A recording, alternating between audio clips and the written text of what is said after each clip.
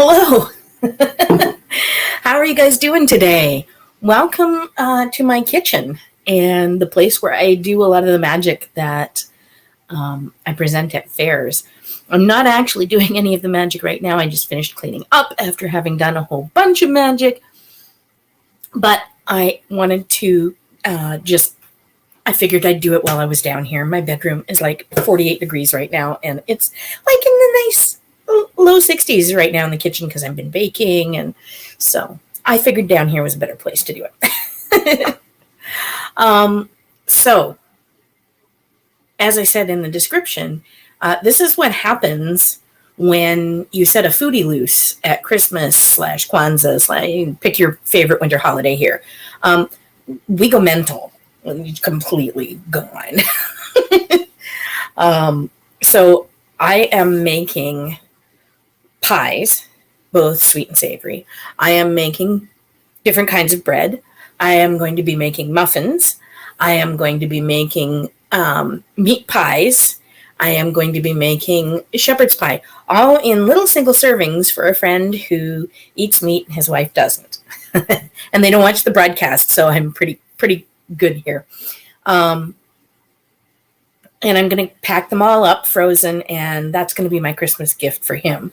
And then for his wife, I'm doing Ye Old Donut Kit. I found an antique donut cutter, and I'm so excited because it seems like it's just the perfect thing. They do a lot of old-timey cooking and stuff like that. So yeah, that's where I'm at. Up until today, I was sewing. I just finished the last of the sewing today. And let's see. The only people who watch this film that I'm giving gifts to are people who already know they're getting it. So I made these cute little pot holders. Now, the cool thing about I love the grippy ones because they protect the back of my hand as well as my fingers.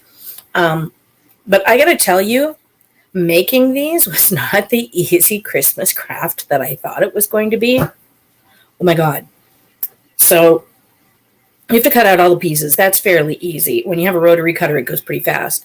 But then there's all this stuff to do where you have to quilt things before you put it together, and then you have to put parts of it together the correct way, right side out, back side in, and then other parts of it get put together good side together, and then you flip it, and then you flip it again. I think there might be a tesseract in there somewhere. I don't know, but anyway, this is what you end up with, and I will probably try and come up with directions to put up because they're kind of a cute little gift. They weren't, once I got into making them, they weren't that difficult, and they're handy. I hang mine on the cupboard, and it's right there when I need it to grab something out of the oven. The only thing I would say is my family was right. I should have made them a little bit thicker. They will do, but in future, I will be making a larger, thicker version, not larger. I'm also going to be making some smaller ones because I do a ton of cooking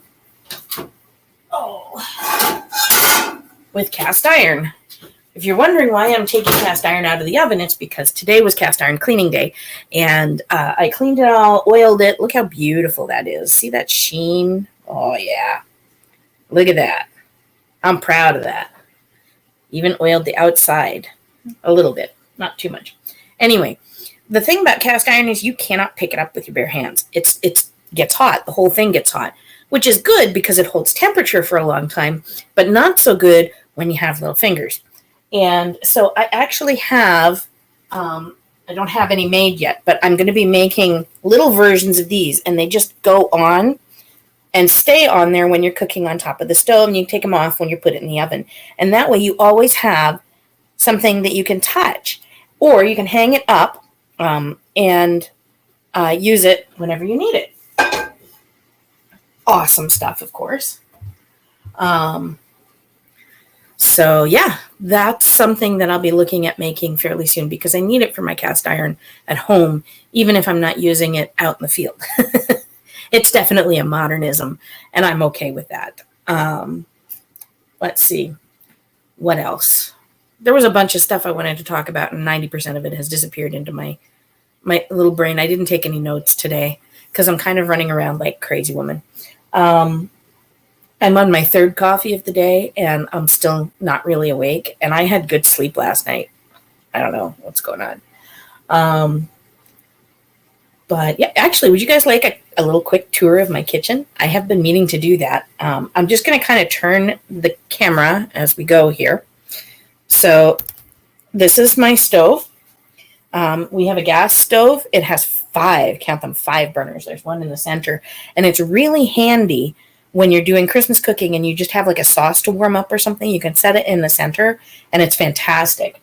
The oven is gas. The good thing about gas is that, of course, gas will continue to work if the power goes out, which is something that happens in our home relatively frequently. We're in an area that gets hit by storms once in a while, and it becomes a problem. So the oven stops working because, for safety reasons, the pilot light will go out if the power goes out. I don't have a problem with that. But the top of the stove continues to work. I just use ye old lighter. So you can light any gas stove top, not oven, top, with a lighter or a match. I keep one of these because I don't like to burn my fingers, and it's got the safety on it. And if I have somebody else's kids over, I don't have to worry about them.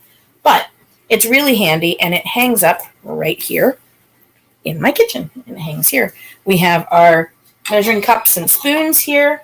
These are spices that we use on a daily basis, and that's my phone. I'll pull it out of the way. Our oils, our vinegars, fresh pepper, corns in a grinder, wines, and things like soy sauce and other stuff. Our kitchen generally stays at about no warmer than 60 degrees in the dead of winter, often not even that much. So we don't worry about things like Worcestershire or soy sauce going off. We use it way too fast for it to go bad. Your mileage may vary. It does say on the bottle, keep it in the fridge. So do as I say, not as I do. I have my garlic. I have my sea salt. I have my nutmeg grinder and all that stuff. Up here, we have a variety of things. We tuck the toaster back in. Got my mix master, my popcorn, spare knives. And this is assorted spices that we use less frequently. And up here is cooking gear that we don't use very often. What we do is we have like strainers for making donuts or other deep fried items, for pulling out big bones from soup, things like that. But we don't use things like that very often. And so they stay up there. They're out of the way and don't give us a hassle, but they're easy to get at. And then my absolute favoriteest thing right now, let's see if I can show you. So this is my new cabinet. And right in here, the sugar is in front, but in behind are all my different flours. So I have whole wheat bread flour, all-purpose flour, spelt, cornmeal, and a bunch of others. And they're all in these lovely jars. They're easy to use. I can get my scoop in there. And my baking measuring spoons go in there, along with my mortar and pestles and my baking ingredients. So I've got like dry milk up there. I've got instant Jiffy packages for cornbread, walnuts, almonds, raisins, things like that are easy for me to grab and organized. I love it. It's fantastic.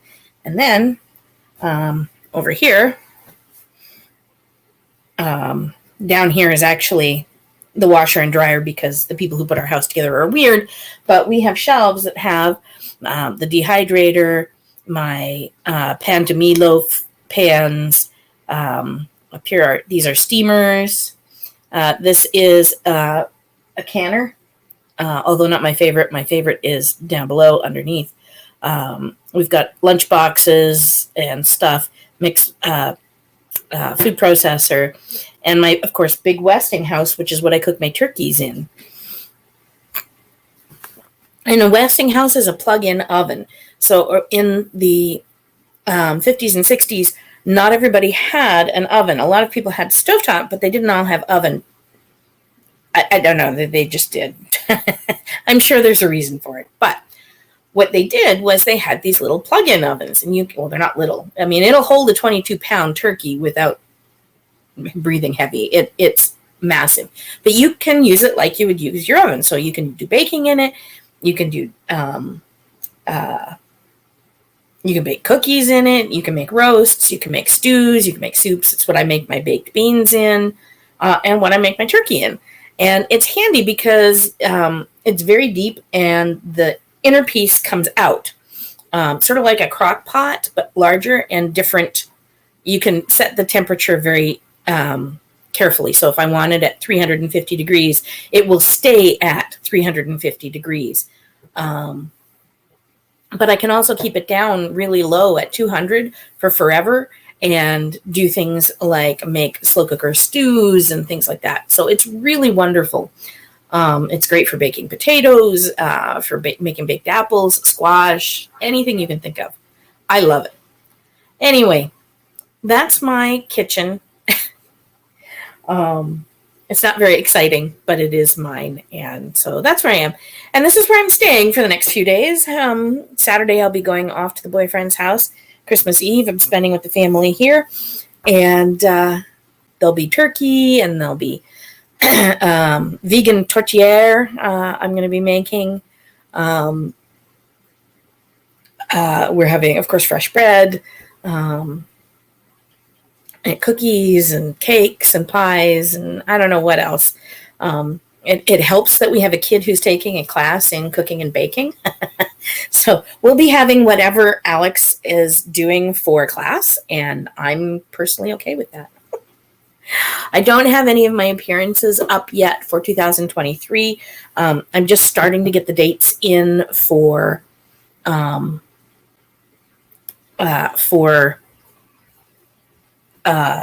2023.